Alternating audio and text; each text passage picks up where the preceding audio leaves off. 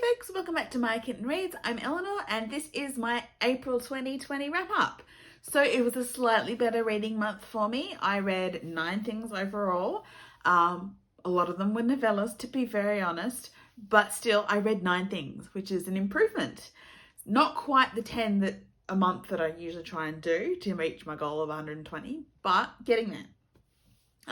None of these are actually from the readathon because I finished all those on the first day of May. May is off to a good start, obviously. But yeah, this is what I read in April. So I started off by actually finishing something while at the gym that I've been reading on and off for years. Non-fiction.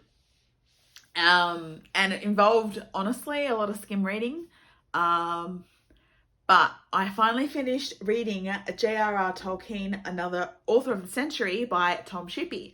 So Tom Shippey is the academic that replaced Tolkien at, I think, Oxford, and took that chair at the university. And so he's a bit of a Tolkien expert. He was in a bunch of the behind the scenes stuff from the extended DVDs. And Dad recommended this book. It's honestly, a lot of it is way over my head. It's a lot of technical language type philology. I think it's called philology, what Professor Tolkien was a professor of. But you know, in the meaning and origins of words and all that kind of stuff. Yeah, so there was a lot of that. And once you get further on in the book, it starts talking about all these different other works, which I haven't necessarily read outside of The Hobbit and Lord of the Rings. So some of it was a bit confusing. A lot of it was very technical, which I didn't, went a bit over my head. I think it was good and it was very, very detailed. And I definitely got some insights into Tolkien's writing. But also, went over my head a little bit. Too technical in areas that I don't know enough about. But still, if you are interested in that kind of thing, very, very much worth a read. Then I read Mr. Bingley Takes Charge by Shana Grandison. So this is the 3rd book in her Takes Charge series of Pride and Prejudice variations, in which various characters take charge of their own destiny and therefore affect the destinies of those around them. So in this particular one, Mr. Bingley has a spine. Mr. Bingley stands up to his sisters. Mr. Bingley stands up to Darcy, and that changes the course of events in the book. But yeah, it's another one of those like Pride and Prejudice variations that I'd love to read a lot. So that was a new one. And also I read Wizard of Earthsea. So this is actually, I still haven't read the rest of them. This is an anthology of the first 4 books, but I've still only read the first one. But I reread Wizard of Earthsea for university. So I have a little bit more of a broader perspective on it now. I understand a little bit more about how certain things in it link back. You can trace the path back to Tolkien in terms of fantasy writing, in terms of the importance of names, in terms of, I also understand a bit more what Le Guin is also trying to get at in terms of the idea of balance and actions having consequences. Because essentially that's like, it's this kind of like a middle grade YA kind of level of reading, but it's very much actions have consequences. There is a balance to the world, and if you disturb that balance, there will be consequences. So I think I have a bit of a better understanding of the Wizard of Earthsea now, given that I didn't come to it until I was an adult. So that's great, because Le Guin is, of course, an excellent writer. Still not really attached to the character of the wizard, of Ged, but it was a good reread. So then I read a bunch of novellas, some new and some old. So the first one I read was Fireheart Tiger by Aliette de Bodard, which was my Diversity TBR jar pick for March, which I kind of cheated a bit because I wanted to grab a novella. This was a little story about a princess in a kind of a Vietnamese-based fantasy world, who was sent away as a child, came home, was basically a pawn for her mother. Her mother didn't really approve of anything she does, and she's negotiating with another country who is trying to encroach on their territory. But one of the representatives they send is her ex-lover, and things get a bit complicated. And there's like a fire spirit as well. So, yeah, it was interesting. It was queer. It was an author of color because, of course, Elliot de Bodard has a Vietnamese heritage. And it was it wasn't my favorite novella ever. It wasn't even my favorite Elliot de Bodard story ever. And I do tend to bounce around with Elliot. Some of her work I really, really love, like her Vietnamese in Space series of like hardships, or whatever they're soul ships, or whatever they're called. Other of her work that I've read, I've just bounced off. So, but this was a decent read, so very well worth it. So I read that, and then I went on a little bit of a spree and read three of Gail Carriger's Parasolverse novellas. So I reread Defy or Defend. This proves how much comfort reading I kind of needed at the time.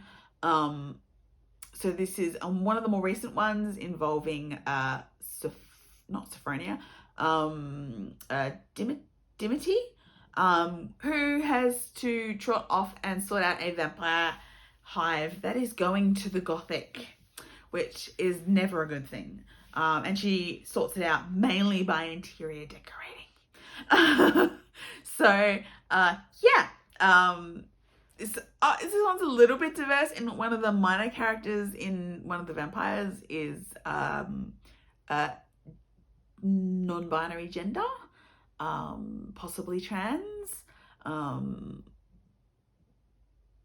But yeah, fun. And then I picked up How to Marry a Werewolf by Gail Carriger, which is also one of my favourite of her novellas, in which the brash American woman who likes collecting rocks comes over to marry a werewolf because she's been ruined by a werewolf pack, and her parents want to get rid of her, and she ends up falling for the most remote, haughty, doesn't want to fall in love at all werewolf in the entirety of London, which would be Major Channing of the Chesterfield Channings. So I love this story so much. It's so cute. And then I finished off my trio of Gail Carriger novella rereads with Romancing the Werewolf, which is, of course, the return to Biffy and Lyle after Lyle comes back from his exile, and Biffy is now the alpha of the London pack, and they kind of have to get used to each other and settle in again, and admit that, yeah, they've been pining for each other for like 20 or 30 years. So, that was cute. And then I read Defect by Nino Cipri. This is the sequel to Finna, which I read for the Hugos last year. And this is in the universe that has the sort of IKEA-like store, which randomly has portals to the multiverse opening in it, and shenanigans ensue. And in this case, shenanigans ensue because they have to clean up after it, and Derek, who's a loyal employee, discovers that actually he was like created in a pocket universe, and there are multiple other versions of him, some of which are gender non-conforming, and some of which are really not very nice. So yeah, that was a fun novella to read. And then I rounded out the month by reading Lady Alexandra's Hunt by Sydney Salia. This is, I'm not sure if it counts, it doesn't really count as a Pride and Prejudice variation. It's in the same series as her Denton Connection Pride and Prejudice variation novels, but it barely contains actual Pride and Prejudice characters. It's basically a Regency romance novel about a character that is mentioned briefly in one of the other Denton Connection novels. And there are occasional cameo appearances from Austen characters and the other characters in those Denton novels. Yeah. But it's essentially, you know, a strong, independent lady. Girl is growing up. Her parents pass away. She's under the guardianship of her aunt and uncle. Or godparents or something like that. Her uncle passes away, which means they have to flee the house because his heir is a rake who expects to marry the heiress and get her fortune, which he won't, but that's fine. And it turns out that she's actually inherited the title, her father's title, Saussure. So it's not holding it for her husband or holding it for her son. It's her title. Something that doesn't happen a lot. It's happened a couple of times in the history of that kind of era, but and so she has to navigate being this titled wealthy woman who much prefers running her estate to, you know, the social world, and trying to find someone she can trust and love to be her husband, who won't mind that she's the noble, not him. So that was a fun read as well. And those were the 9 things I read in April. As usual, if you want to discuss any of those, comment down below, like and subscribe, and I will see you all really soon. Bye.